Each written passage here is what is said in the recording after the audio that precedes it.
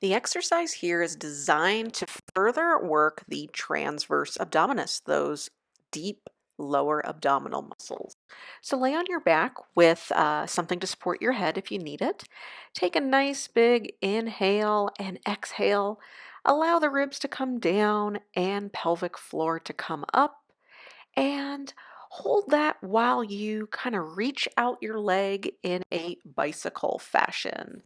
How did that feel? Did your back want to arch? Did your diastasis gap feel squishy? Did your hips need to shift or move around? If any of these happened, stay here for a little bit and work on further strengthening and rebuilding with this exercise. Once you're finished with this, you can move on to level 3 of this exercise, which is a straight leg lift. And this is what we call the dead bug leg lift.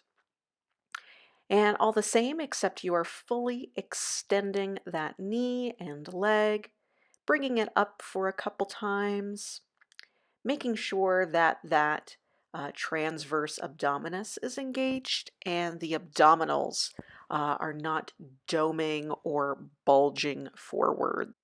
And another way to intensify this exercise is to execute this with the resting leg straight as you raise the opposite leg, as you can see here.